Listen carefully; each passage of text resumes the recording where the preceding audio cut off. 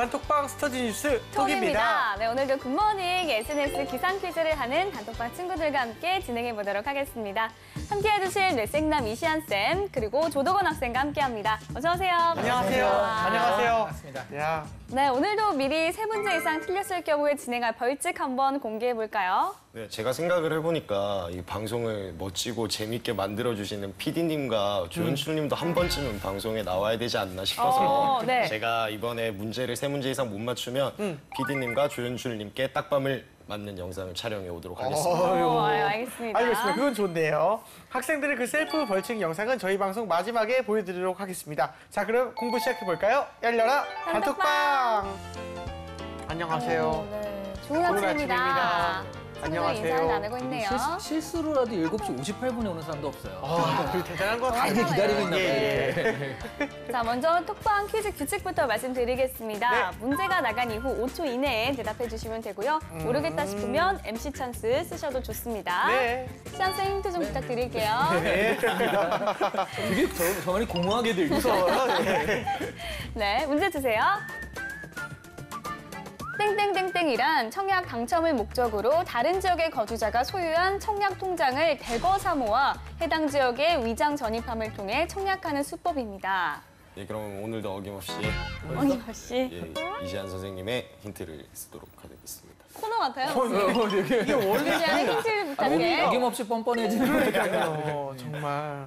뒤에 두자가 네. 무슨 통장이에요, 무슨 통장.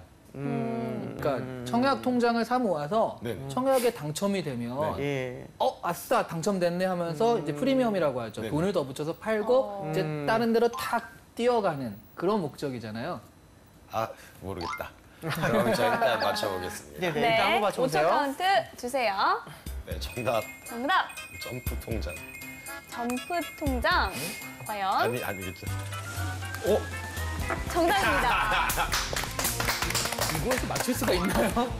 되게 대단한데요? 부동산 분양이 좀 잘 되고 그럴 때 예전에는 그 청약 통장 같은 것들이 1순위, 2순위 그런 게 있잖아요. 네. 근데 그런 것들을 가능한 많이 사모아서 당첨 확률을 높이는 거죠. 그래서 이제 좀 위장으로 했다가 팔리면은 흔히 이제 전문용어로 P라고 하잖아요. 프리미엄. P를 붙여가지고 실제로 그게 통장을 하고 당첨되는 당첨권 자체가 몇 천만 원이 될 때도 있다고 그래요. 그럼 누가 손해를 볼까요? 진짜 집이 필요한 그렇죠. 사람. 실수요자가 네. 그 돈을 다 내는 거니까 실수요자가 완전 이 손해를 다 떠안는 구조라 사실은 되게 있어서는 안 되는 그런 구조라고 할 수 있죠. 네, 맞습니다. 자, 두 번째 문제도 한번 풀어볼게요. 네. 국가와 지방자치단체 등이 재정을 지원하여 운영되는 양로원이나 요양원과 달리 입주자들의 입주금으로 운영되는 노인 거주단지를 무엇이라고 할까요? 네, 바로 맞추도록 하겠습니다. 오, 바로 알아요? 아니, 뭐 틀려도 뭐 아직 한 문제를 알겠습니다. 맞췄기 때문에 자, 5초 카운트 주세요. 너무 쉽게 생각하고 있나? 4, 네, 3, 정답 2. 실버타운. 실버타운. 네. 과연? 정답입니다. 이야. 실버타운을 흔히들 이제 전원에 이렇게 만들어지고 그렇다고 생각을 하잖아요. 네. 그런 것도 있는데 지금 광화문에도 실버타운이 있고요. 아, 정말요? 그러니까 어르신 분들일수록 이게 교통이나 이런 것들을 이용하기 불편하니까 아하. 도심에 살고 싶어 하세요. 요양원이나 뭐 이런 거와 좀 달리 실버타운의 가장 첫 번째 입지 조건은요. 네. 의료시설이나 적어도 의사나 간호사가 들어와 있어요. 즉 거기 들어가고 싶지 않다라고 했을 때는 우리가 흔히들 생각하는 이제 양로원을 생각하는데 제가 보기엔 되게 이제 그런 부분이 같이 모여 살기 좋거든요. 네. 저는 나중에 돈 있으면 정말 들어가고 싶더라고요. 오, 신기합니다. 비싸서 문제죠. 그러니까요. 알겠습니다. 자, 그러면 다음 문제도 한번 풀어볼게요. 네. 인질이 인질범에게 동화되어 그들을 따르고 동조하게 되는 비이성적인 심리 형상을 무엇이라고 할까요? 이건 좀 어렵겠네요. 아 근데 이거 그 취업에서 되게 많이 나오는 것 중에 하나입니다. 취업 상식으로 되게 많이 나오는 것 중에 하나. 자, 이번에 알겠어요? 네. 정말요? 네. 자, 그러면 이번에도 힌트 없이 한번 바로 5초 카운트 들어가 볼게요. 5초 카운트 주세요. 네, 정답 스톡홀름 신드롬. 스톡홀름 신드롬? 네. 네. 오, 정답입니다. 너무 쉽게 맞추니까 기분이 이상해요. 그러니까 이 취업 상식에 진짜 이게 그 어떤 도시북거나 그런 거 되게 자주 나오는 건데 네. 73년도인가에 진짜로 이제 스톡홀름, 스웨덴의 스톡홀름에서 은행에서 그 강도들이 인질을 잡고서 그 농성을 하는데 네. 거기서 있다 보니까 그러니까 임질들의 심리는 그거래요. 이런 급박한 상황에서 나를 죽이지 않아줘서 너무 고맙다. 그래서 그 사람들한테 오히려 도와주고 경찰이 진압하려고 하면 오히려 막아주고 증언할 때도 그 불리한 증언 안 하고 이런 식으로 인질에 동화되는 그런 현상을 겪어서 되게 특이한 현상에 대해서 그때부터 스톡홀름 신드롬이라고 하고요. 재밌는 거 이거 반대도 있어요. 반대요? 네, 리마 신드롬이라고. 네. 리마. 네, 이거는 인질범들이 인질들한테 동화되는 거예요. 네. 그래서 되게 착해지고 같이 미사도 드리고 그랬대요. 그래서 이 반대로 스톡홀름 신드롬과 리마 신드롬 해가지고 이건 취업 준비할 때 되게 많이 하는 상식 중에 하나거든요. 꼭 알아두시면 좋을 것 같습니다. 아, 네. 알겠습니다. 자, 지금까지 세 문제 모두 순조롭게 맞춰가고 있습니다. 그러니까요. 네. 계속해서- 벌칙은 없어진 거죠. 일단 그렇죠. 아쉽네요. 계속해서 다음 문제도 한번 풀어볼게요. 방송의 방자도 모른다. 네. 대한민국과 아메리카 합중국 간의 상호 방위 조약 제4조에 의한 시설과 구역 및 대한민국에서의 군대의 지휘에 관한 협정을 무엇이라고 할까요? 네, 바로 정답이에요. 또 이번에도요? 네. 네, 그러면 이번에도 바로 5초 카운트 들어가 볼게요. 5초 카운트 주세요. 네, 정답. 소파 협정. 소파 협정 스펠링은 SOFA. 오케이. 정답입니다. 너무 잘하는데요. 그 약자를 풀어볼까요? 아, 그 약자를 제가 지금 조마조마하고 약자를 있었는데. 풀어볼까요? 지금 우리 사드 미사일 배치가 돼서 그것 때문에 그러니까 사드 미사일을 배치를 하는 데 있어서 그것들을 그냥 사실은 정부가 이렇게 결정이 됐다라고 했거든요. 그러니까 네. 국회 동의도 없이 이렇게 할 수 있느냐. 그러니까 소파라든가 이런 여러 협정에 의해서 동의 없이 이런 부분을 이렇게 진행할 수 있다. 그러면 그 소파를 개정해야 되는 거 아니냐. 이것까지 지금 논쟁이 진행이 됐기 때문에 지금 소파가 다시 좀 화두가 되어 있습니다. 매우 중요한 문제였네요. 그렇네요. 알겠습니다. 자, 믿기 어렵겠지만 네 문제까지 매우 순조롭게 맞추고 있습니다. 대단합니다. 자, 오늘 과연 만점을 할 수 있을지, 가토건 타이틀 회복할 수 있을지 마지막 문제 풀어볼게요. 네. 2010년 7월부터 판매된 서민 전용 대출 상품으로 금융위원회가 서민 지원 정책의 일환으로 만들었습니다. 미소금융과 새희망 홀씨 대출과 함께 3대 서민 금융상품의 한 종류로 10%대 저금리로 사업 운영자금, 창업자금, 긴급 생계자금을 대출해주는 이 상품은 무엇일까요? 상대 서민금융사. 이거 되게 많이 은행 앞에도 붙어 있는데. 네, 한동안 많이 광고도 하고 그랬었죠. 되게 따뜻한 거. 따뜻한 거요. 이거 크다. 그다. 햇살? 햇살? 네. 자, 5초 카운트 주세요. 이거 어렵다. 네, 정답. 정답. 정답. 햇살 대출 상품. 햇살 대출 상품. 어떻게 해야 되나요? 론이라는 게 그거니까. 대출이기 때문에? 네, 맞- 네, 정답입니다. 정책 이름이 햇살 론이지만 네. 뭐 어쨌든 그거니까. 그렇죠. 근데 지금 저 세 가지 미소금융, 새희망 홀씨 대출, 네. 그다음에 햇살론 얘네가 3대 서민금융으로 네. 한마디로 그냥 일반 은행권에서 대출을 받기 힘든 서민들을 위해서 만들어진 상품이거든요. 저 세 가지 차이는 거의 없어요. 그러니까 뭐 이자율이나 그런 것도 그렇고 다만 차이가 주체가 누구냐인데 네. 햇살론 같은 경우에는 우리가 흔히 하는 협동조합 있죠. 그쵸. 수산업 협동조합, 농업 협동조합 이런 식의 새마을금고 이런 식이 좀 주체가 되고요. 그다음에 미소금융은 미소금융위원회 같은 게 따로 있습니다. 그 재단에서 하고요. 그다음에 저 새희망홀씨 대출 저거는 시중은행에서 좀 서민들을 위해서 시중은행이 주체가 되어서 하는 거라 주체에 따라서 좀 이름이 다른 거고 사실 그 내용이나 그런 것들은 서민들을 위한 금융이다라고 해서 만들어진 그 내용 자체는 그렇게 큰 차이가 없는 상품들이에요. 네, 알겠습니다. 자, 오늘 이렇게 해서 갓두건 학생 타이틀 다시 야, 회복을 했습니다. 대단하네요. 네, 쌤 오늘 어떻게 보셨어요? 뭐 문제 자체는 뭐 스톡홀름 증후군이나 자주 나오는 거, 그다음에 네. 어떻게 보면 이제 그 취업 상식의 고정 같은 거, 네. 그다음에 소파나 한참 핫한 것도 나와서 좀 적절히 섞여 있다 싶기도 했고요. 좋네요. 그다음에 도건 학생 저렇게 잘 맞추는 거 보니까 혹시 우리 집 컴퓨터에서 유출된 게 아닌가 하는 생각도 랜서 배우 아닙니까? 이거 지금. 한번 좀 살펴봐야겠다는 생각도 네, 듭니다. 알겠습니다. 네. 자, 이번엔 뉴스톡이 선정한 이슈 한번 공부해볼까요?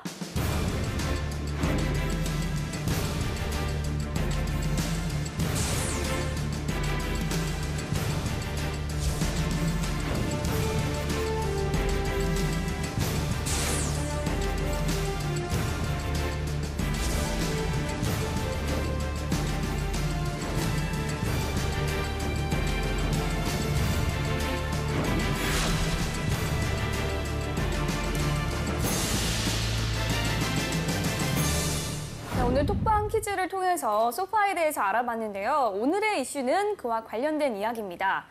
재한 씨, 요즘 주한미군과 관련해서 가장 뜨거운 이슈가 뭐라고 생각해요? 아마 사드가 아닐까 싶습니다. 오, 네. 맞습니다. 한국과 미국이 주한미군의 사드 포대를 들여오기로 하면서 지역 주민들의 반대와 또 정치권의 논란을 불러일으키고 있고요. 또 중국은 경제 보복까지 언급을 하고 있는데요. 왜 그런 건지 오늘은 이에 대해서 이야기 나눠보도록 하겠습니다. 네, 알겠습니다. 일단 도건 학생은 혹시 사드가 뭔지 알고 있나요? 요즘 워낙 핫한 문제라서 네, 좀 네. 알아보긴 했는데 그쵸. 제가 아는 거는 이제 탄도미사일이라고 해야 되죠. 네. 그러니까 그게 대기권에서 이렇게 날아오는데 그 요격 고도가 엄청 높은 미사일로 알고 있어요. 공부를 많이 하고 왔네요. 대단하네요. 기대갑니다. 네. 사실 우리가 사드가 뭔지 평생 모르고 살아야 할 사람들이 아닐까 싶은데 맞아요. 분단이라는 현실이 우리에게 이런 것까지 알게 하는 게 아닌가 싶습니다. 네. 자, 그러면 먼저 사드가 뭔지부터 다시 한번 짚어보도록 할게요. 이쌤. 네, 도건 학생이 말을 잘했는데요. 가장 큰 차이가 고고도 미사일이라는 고고도. 거죠. 그러니까 우리가 사실 유격 미사일 하면 미사일 네. 날았을 때 그 중에서 유격을 이렇게 가서 해버리는 거거든요. 네. 그 우리가 잘 알고 있는 게 이제 패트리어트. 패트리어트. 근데 패트리어트 같은 경우에는 40km 정도의 그 고도에서 날아오는 미사일들을 요격할 수가 있대요. 근데 이런 요격을 피하려면 말하자면 40km를 넘어가면 이제 레이더에서 벗어나니까 아예 위로 솟았다가 여기서 팍 떨어지는 거죠. 아. 그럼 이렇게 오면 이건 계속 이제 레이더에 레이더에 나오니까 그쵸, 요격하기 그쵸. 좋은데 이렇게 오게 되면 이때부터 나오면 갑자기 여기서 푹 떨어지는 거거든요. 그렇죠. 그랬을 때 이제 고고도로 오는 그런 미사일을 어떻게 요격할 것인가라고 했을 때 그래서 이제 사드 미사일, 패트리어트 가지고는 안 되고 사드 미사일이 나온 거죠. 그 높은 고도로 날아갔을 때 그거를 150km까지 커버 가능하다고 그러거든요, 위로. 그래서 그런 것들을 공격할 수 있기 때문에 가장 큰 차이는 고고도다. 네, 그럼 이슈에 관한 뉴스를 일단 먼저 살펴보겠습니다. 선생님, 그럼 어떤 기사들이 있나요? 네, 언제나 그렇듯이 오늘도 두 가지가 있습니다. 네. 자, 첫 번째는요. 네. 사드 논란 확산. 그다음에 제가 아까 그 퀴즈할 때 잠깐 설명했던 네. 그래서 소파 개정 요구까지 분물이라는 그런 제목을 달고 있거든요. 예. 그래서 고고도 미사일 방어 체계가 국내 배치에 국회 동의를 받지 않을 경우 헌법재판소에 권한쟁의 심판이 청구되는 등 상당한 사회적 정치적 진통이 따를 전망이다라고 얘기하고 있습니다. 그러니까 이런 부분들이 이제 서로 동의를 구하지 않고 했지 않냐. 이런 협정에 의하면 동의를 굳이 구할 필요가 없다. 네. 그렇다면 협정 자체를 바꾸자라고 해가지고 이참에 주한미군 지휘협정, 소파죠. 소파를 고쳐야 한다는 요구도 나오고 있다고 합니다. 네. 법제처가요. 그러니까 앞서 사드 배치와 국회 동의 필요성을 묻는 박 의원 측 서면 질의에 검토 결과 국회 동의 사안이 아닌 것으로 본다는 취지로 답변을 했다라고 하죠. 네, 그래서 이제 나중에 이제 문재인 더민주 전 대표가요 페이스북에 올린 글에서 또 사드 배치 같은 중대사가 국회 동의 없이 소파 내에서 정부 간 합의로만 가능하다고 주장한다면 소파 협정의 개정 문제를 검토해야 할 것이라고 요구를 했다. 여기서 이제 이 얘기가 시작이 됐다라고 보시면 되겠습니다. 네. 이게 또 폭발적인 논쟁을 가져올 수 있다라는 그런 생각도 많이들 하고 있는 거죠. 네, 네. 알겠습니다. 그럼 두 번째 기사도 알아볼까요? 역시 이런 사드를 할 때 이제 중국의 그런 입장이 제일 우리한테는 좀 크게 다가오는데요. 네. 사드 반대 때 상응하는 조치 있을 것이라고 이제 얘기를 했다고 그래요. 네. 그래서 이제 해법은이라고 해가지고 그런 기사 앞으로 어떻게 할 것인가에 대해서 좀 제시하는 그런 글이라고 할 수 있습니다. 네. 중국은 한반도의 사드 배치가 한반도 평화에 도움이 안 될 뿐더러 중국 안전에도 심각한 영향을 준다고 반대하고 있다라고 하고 있습니다. 예, 단순히 그 미사일 하나가 와가지고 이걸 한다라는 그런 개념보다는 이런 것들이 이제 미국 자체 어떤 전략적 방어 체계가 한국까지 훅 와 있는 중국을 보자면 통밀까지 훅 와 있는 그런 느낌 때문에 그렇거든요. 그래서 이런 거 하나가 결국 그런 것들까지 가는 거 아니냐라는 의심 때문에 좀 좌시할 수 없다 이런 입장을 가지고 있어요.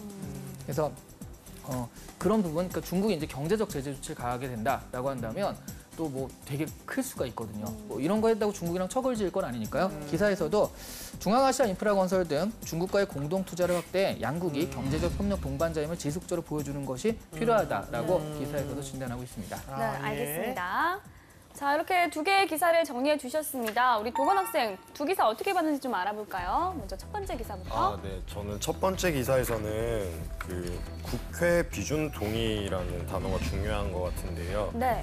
근데 제가 이걸 왜 꼽았냐면 군사 부문에 있어서 이전에 뭐 해외 파병이라던가 이런 뭐 그런 거에선 국회 비준을 받은 경우가 있잖아요. 네. 그렇다면 뭐 이 사드 관련해서도 이전의 선례들을 좀 살펴보고 다각적으로 판단해야 되지 않나 생각해서 이 단어를 뽑았습니다. 네, 알겠습니다. 자, 그러면 첫 번째 기사부터 다시 분석해 보도록 할게요. 네. 사드 반대 논란이 거센 이유. 배치 결정 과정의 문제가 가장 큰 것 같습니다. 다소 갑작스레 결정된 감이 있죠. 왜냐하면 우리 그 2010년 초만에도요. 정부가 그 3노 원칙이라는 게 있어요. 그게 뭡니까? 3노인데 네. 그러니까 처음에 no request, no consultation, 네. 그다음에 no decision. no request 요청이 없었기 때문에 no consultation 협의할 필요도 없었고 no decision 결정할 필요도 없었다. 그러니까 미국에서 뭐 별 요청이 없었는데 우리가 왜 그걸 가지고 얘기를 하느냐 네. 논쟁이 됐을 때 그게 정부 입장이었어요. 네. 근데 이제 갑자기 그런 것들이 노 리퀘스트라고 했는데 쑥쑥 네. 진행되더니 갑자기 발표가 하는 게 어떨까라고 해가지고 어디 할 것까지 딱 정해져 버리니까 이게 뭐냐? 그러니까 노 리퀘스트 아니죠? 분명 요구가 있었는데 그 협의는 분명히 없었거든요. 네. 그래서 3노가 아니라 1노 협의 없고 그 요구가 있고 결정이 있었다. 이런 그 의심을 많이 하고 있는 거죠. 아, 알겠습니다. 사드가 그 경북 성주에 배치되기로 했는데 주민들의 반대가 엄청 극심합니다. 네. 가장 큰 이유는 무엇일까요? 일단 표면 앞에 제일 앞에 나온 거는 전자파 논란이에요. 전자파. 네, 레이더가 워낙 강력하니까 그 전자파 때문에 이제 그 인체에 큰 해가 될 것이다 라는 그런 게 있고요. 네. 사실 지역한테도 중요한 거는 땅값이 폭락할까 봐. 아. 네, 그런 게 있다라고 했을 때 일종의 혐오 시설일 수 있잖아요. 네. 그래서 그런 부분들 지역적인 가치가 떨어질 것이다라는 그런 그 논란도 분명히 있고요. 네. 또 그 핵심 군사 시설이 된 거거든요. 네. 그럼 실제로 사실 우리가 휴전 상태이기 때문에 혹시라도 전쟁이 나게 되면 가장 먼저 타격할 곳이 그런 군사적 요충지니까 네. 성주가 그거 제일 전면에 서게 되는 것이다라는 그런 측면 때문에 이제 좀 반대를 많이 하고 있다. 뭐 이렇게 지금 예상할 수가 있겠고요. 무엇보다도 이 결정되는 과정에서 합의라든가 어떤 그 공청회라든가 이런 게 전혀 없었기 때문에 네. 그런 부분에서도 당혹스러워서 좀 반대하는 부분도 있습니다. 주민들 입장에서는 님비 현상으로만 치부하기도 좀 어려울 것 같은데 이 쌤은 어떻게 좀 생각하십니까? 사실 되게 그래요. 그러니까 우리가 다른 지역에서 보기에는 아우 뭐 자기 지역만 저래. 근데 막상 우리 집 앞에 그게 딱 한다고 했을 때 반대 안 하는 것도 웃기거든요. 맞아요. 그렇죠. 그래서 뭐, 시설인데. 뭐 그럴 수밖에 없는 상황들을 우리가 좀 이해를 해야 될 것 같고요. 그래서 이거 님비니까 니네 아주 나쁜 이기적인 사람들이야라고 우리가 치부할 것만은 아니라고 분명히 생각을 합니다. 자, 그러면 두 번째 기사도 한번 살펴보도록 하겠습니다. 어떻게 봤나요, 두분 학생? 네, 두 번째 기사에서 제가 중요하게 생각한 문장은 그 중국이 반발하는 근본적 이유는으로 시작하는 이 문장인데요. 여기에 더 나아가서 어떻게 보면 지금 중국에서 이제 남중국해 뭐 분쟁이라든지 좀 더 팽창하려고 팽창주의로 맞서고 있잖아요. 근데 그거를 이제 미국이 저지하려는 그 상황에서 갈등이 고조되는 건데 어떻게 보면 그것 중에 하나가 한반도에서 이제 사드 배치 문제로 나타나는 것 같아서 좀 개인적으로 안타깝고 좀 나라 국력이 좀 더 세져야 될 것 같다는 생각을 해봤습니다. 알겠습니다. 국제적 갈등 이슈에 대한 그 중국의 움직임이 참 자주 화제가 되는 것 같습니다. 네. 연예계에서는 사실 얼마 전에 그 찌의 사태가 좀 화제가 됐었는데 그만큼 중국의 영향력이 굉장히 크다 이거겠죠? 그렇죠. 중국에 이게 눈 한번 싹 돌리며 네. 네. 떠는 사람들 많잖아요. 그쵸. 네, 그럴 수밖에 없는데 이게 지금 중국의 영향력이라는 게 그 중국이 예전에는 그러니까 먹고 살기 너무 바빴어요. 그러니까 경제력을 키워야 되니까 이렇게 탁탁탁 했는데 사실 뭐 베이징 올림픽 이후로는 조금 국제사회에서 내가 좀 기침할 정도 되지 않았나라고 느꼈 것 같아요. 그래서 여러 가지 국제 문제에 참견을 하기 시작했고 지금은 G2라고 그런 흔히들 얘기하잖아요. 네. 미국만 형님 역할을 했고 네. 중국은 그냥 나 먹기 살기 바빠 뭐 이런 거였다면 지금은 약간 나도 좀 먹고 살만 하니까 이제 내가 좀그 세계적으로 이제 영향을 끼칠게라고 하는데 약간 우리가 보기에는 우리가 좀 미국과 그동안 많이 되게 교류가 있어서 그런지 모르겠지만 중국이 지나치게 자기 위주로 좀 이렇게 영향을 끼치고 있지 않나. 네. 그래서 이제 국제사회에 영향을 끼치려고 노력은 하는데 과연 그런 부분에서 우리도 바로 옆에 또 붙어있는 나라로서 우리 좀 바짝 차려야 되지 않을까 하는 생각이 좀 들더라고요. 네. 좀 평범하게 회사를 다니고 있는 제 친구가 최근에 중국과의 거래가 끊겼다 이런 얘기를 사석에서 주고받은 적이 있는데 실제로 중국이 경제적으로 보복을 한다면 우리 기업들의 입장이 좀 어려워질 수도 있겠죠. 예전에 그런 사례가 있습니다. 그러니까 2000년 초반에 중국산 그 마늘이 너무 값싸게 수입이 돼가지고요. 이게 네. 도저히 한국 농가가 경쟁이 안 되니까 그때 관세율을 한 30% 정도 관세율을 300%로 올려버렸어요. 그러니까 중국이 열받아가지고요. 열받는군요. 거기서 이제 수입을 금지시켜버린 게 핸드폰이에요. 아이고야, 세상에. 무슨 원자재 폴리에틸렌인가 그거랑 네. 핸드폰이랑 딱 수입을 끊어버리니까 아유. 그러니까 관세가 아니라 딱 끊어버렸거든요. 네. 그러니까 한국이 그러니까 네. 마늘을 그 가격에 다시 할 뿐더러 더 많이 사주기로 약속을 하고 다시 두 손 두 발 다 들고 했던 사태가 있었습니다. 네. 예, 그런 것들이 물론 중국은 이번 사태와 관계가 없다고는 하지만 실제로 관계가 있는 것이 아닐까라는 식으로 좀 기업들 입장에서는 좀 정신을 바짝 차리지 않으면은 아하. 어떤 면에서 어떤 그 공격이 들어올지 모르는 상황이 되어 네. 있습니다. 아, 그렇습니다. 알겠습니다. 자, 이번엔 취준생의 뇌를 섹시하게 만들어 볼 시간입니다. 이름하여 이시안의 족보를 열어라!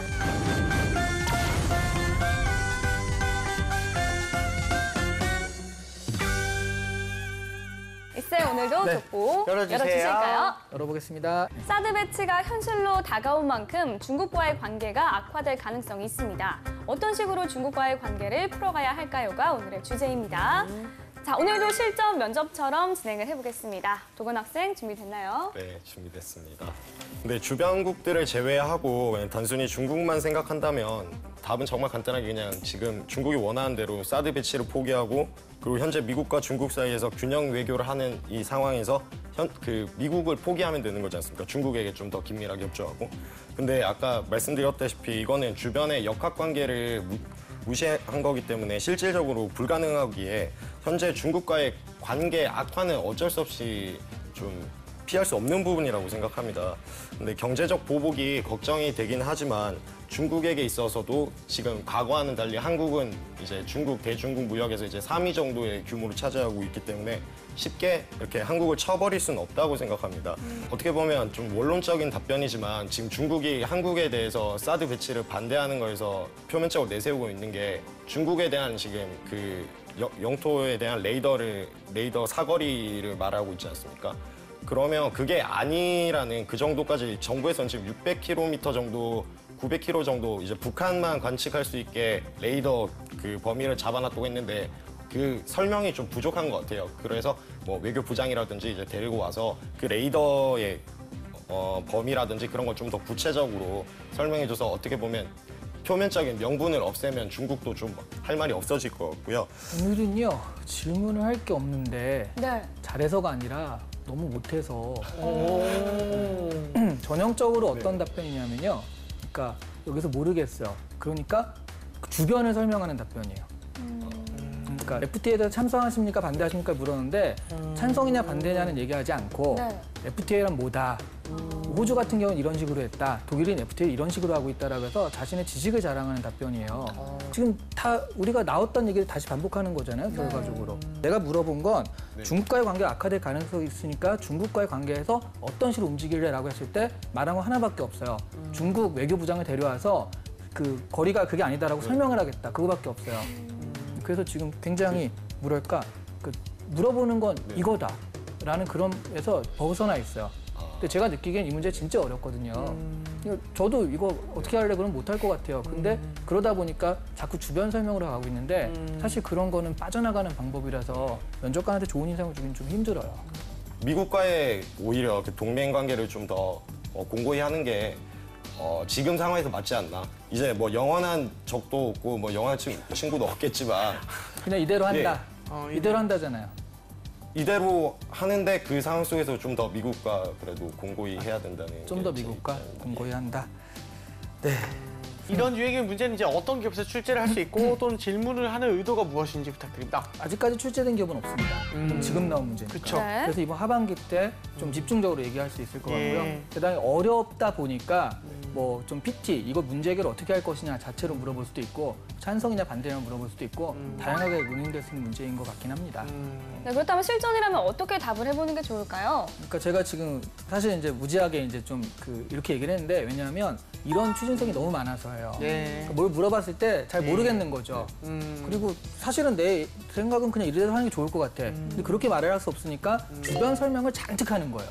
난 이만큼 지식이 있고 알고 있어. 몰라서 대답을 못 하는 게 아니라 알고 있음에도 이게 맞다고 생각해서 대답하는 거야. 그런 느낌으로 막 얘기를 하는 거거든요. 근데 그게 말씀드렸지만 별로 면접관한테 그렇게 좋게 느껴지지는 않습니다. 몰라서 물어보는 건 아니니까. 중국과의 관계에서 나는 이렇게 하는 게 맞다라고 생각을 하지만 경색된 것 때문에 일어나는 경제 문제 같은 경우에는 좀 그들한테도 좀 좋을 수 있는 것들을 자꾸 던져줘서 좀 기분을 좀 풀어보는 쪽으로 하지만 이런 결정은 계속 하는 게 좋겠습니다. 라는 식으로 좀 구체적으로 했으면 훨씬 더 좋았을 것 같아요. 알겠습니다. 알겠습니다. 도건 학생, 우리 이쌤의 평가 어떻게 들었나요? 굉장히 어려운 문제였던 것 같아요. 그래도 좋은 이렇게 조언을 해주셔가지고 좀 더 공부를 해야 될 것 같습니다. 네, 알겠습니다. 이렇게 해서 이쌤의 족보 확인해 봤고요. 이번에는 우리 단톡방 친구들과 공유하고 있는 주제 한번 알아볼까요? 한국, 중국, 일본, 그다음 미국까지 네. 이 나라들이 지금 각축을 벌이고 있는 거나 마찬가지인데 이 동북아 관계라고 하죠. 여기서 바람직한 역학이 어떤 식으로 성립되어야 될 것인가 한번 말해보세요. 이게 오늘의 문제입니다. 이 미국이랑 중국은 좋은 사이가 아니죠. 사실은 뭐 국제관계에서는 서로 좋고 나쁘고가 아니라 서로 이익이 되고 안 되고의 사이인데요. 지금 중국과 미국이 좀 부딪히는 면은 분명히 있죠. 대답 먼저 해보실까요? 저요? 저는 사실 이거 어떻게 될지 아예 그냥 감조차도 않아서 제 지식은 정말 부족한 것 같다는 생각이 들었습니다. 그래서 앞으로 더 열심히 공부하겠습니다. 근데 네. 이게 취업에 만약 이게 나왔다. 네. 진짜 모르겠다. 네. 좋은 자세예요. 오! 괜히 쓸데없이 뭐 사실은 뭐 어쩌고 하면 네. 여기에 대해서 훨씬 많이 면접관이 훨씬 더 많이 알고 있거든요. 계속 그 문제를 했기 때문에 예, 예. 또 어설프게 해가지고 막 이렇게 하느니 네네. 정말 죄송합니다. 제가 모르겠습니다.라고 하면 일단 좀 진정성 있다, 착하다. 그러니까 모르는 거 모른다고 인정을 하고 앞으로 내가 더 배워가겠다라고 하는 자세도요. 정말 모르는 이슈가 나오면 그렇게 하는 것도 좋은 자세입니다. 감사합니다. 좋은 가르침이었습니다. 자, 우리 보미 아나운서. 사실 저도 잘 모르겠어요. 그런데 타짜에 보면 이런 대사가 있어요. 네. 이 세계에는 영원한 내 편도 없고 적도 없다. 사실 우리나라가 이제 지형적으로나 뭐로구나 굉장히 힘에 이렇게 부딪히는 중심지에 있다라는 생각이 들어서 지금처럼 외교적 관계라든지 경제적 관계에서 이 실익을 잘 비교해서 왔다 갔다 하는 그런 외교적 이익을 좀 취해야 되지 않을까라는 생각이 드네요. 잘 모르겠어요. 아유, 잘하셨습니다. 자, 그럼 톡방 친구들은 어떻게 생각하는지 확인해 보도록 할게요. 네. 태희 학생, 이상적으로는 동북아 협력 체제를 구축하는 것이다. 한중일 삼국은 말 그대로 가까우면서도 먼 나라다. 하지만 장애물을 극복하고 협력 체제를 구축한다면 국제사회에서 상당한 영향을 행사할 수 있을 것이라고 기대가 됩니다. 다혜 학생, 중국은 사회주의, 한국은 민주주의, 일본은 입헌 군주제와 같이 완전히 각기 다른 국가다. 하지만 경제적인 측면에서 보았을 때 모두 경제 대국이다. 그렇기 때문에 전략적 협력을 구축하는 것이 중요하다. 태연 학생, 동북아 관계에서의 핵심은 앞으로 한반도의 형세가 어떻게 흘러갈지가 그 중심이라고 할 수 있다. 그 이후에는 끊임없는 핵실험과 도발을 하고 있는 북한을 사이에 끼고 중국, 러시아, 일본, 미국이 둘러싸고 있기 때문이다. 이 때문에 한국이 그 사이에서 협력과 객관성을 유지하는 것이 무엇보다 중요한 역할이자 바람직한 모습이라고 생각한다. 유실 학생, 현재의 역학 구조가 가장 바람직하다. 중국과 미국이 양대 산맥으로 중심축이 되고 일본은 친미 진영, 한국은 중국과 미국 사이를 오가는 형태가 이상적이다. 우리나라는 힘의 균형이 충돌되는 진영에 속한다. 따라서 어느 한쪽에 소속되거나 균형을 유지할 선택권이 있다. 라는 의견들이 있었네요. 네, 학생들의 의견 어떻게 생각해요, 우리 도건 학생? 저는 유실 학생 의견이 가장 좋은 것 같습니다. 균형 외교를 이야기를 해준 것 같아서 저랑 생각도 비슷한 것 같아서 예, 가장 좋은 의견인 것 같습니다. 그렇군요. 그러면 유실 학생에 대해서는 어떻게 생각해요? 네, 유실 학생이 누군지를 못 봐가지고 아, 그렇군요. 도건 학생은 유실 학생을 모르는구나. 그러면 베스트 댓글을 선정해 볼까요? 네, 시안 쌤. 네. 사실은 여기도 보면 이제 어려운 문제라는 게 확실히 느껴지는 게 뭐 잘해야 돼라는 그런 얘기고 하우가 거의 없다시피 하거든요. 그래서 사실 이런 거는 맞다 틀리다라고 누가 얘기할 수 있겠습니까? 그렇죠? 그 내가 물어본 건 어떻게 해야 되느냐를 물어봤는데 그나마 하우라는 부분에서 제일 답을 한 것이 태연 학생이에요. 왜냐하면 객관적인 태도라는 이름을 달고 있거든요. 그러니까 그 가운데 어떻게 할 것인가 객관적인 태도를 유지해야 된다라는 식으로 나름 자신이 해야 되는 어떤 것들에 대한 행동이라는 부분을 제시를 했기 때문에 네. 맞다 틀리다를 떠나서 이 답에 대한 어떤 대답을 했다는 측면에서 전 태연 학생을 베스트 댓글로 뽑겠습니다. 우리 태연 학생이 베스트 댓글로 선정됐습니다. 축하합니다. 감사합니다. 네, 오늘의 이슈, 우리 사회의 가장 뜨거운 이슈인 사드 배치와 이를 둘러싼 국내 갈등에 대해서 이야기 나눠봤습니다. 이제 정리를 한번 해볼까요? 근데 어떻게 생각하면 하반기 때 가장 핫 이슈가 될 수도 있는 그런 문제라고 할 수 있거든요. 네. 특히 이제 공짜 붙은 데들이 있죠. 공무원, 공기업이라든가 네. 이런 데 좀 준비하시는 분들은 많이 좀 생각을 하셔야 될 것 같고요. 그 와중에서 중요한 거는 지금 이 상황에서 맞냐 틀리냐보다는 그래서 한국은 어떠한 자세로 어떠한 노선을 가지고 해나갈 것인가 이런 부분에 대해서 다만 조금이라도 한번 구체적으로 생각을 해보시면 아마 하반기 취업 준비에 좀 도움이 되지 않을까 싶습니다. 알겠습니다. 자, 도근 학생 오늘 어땠어요?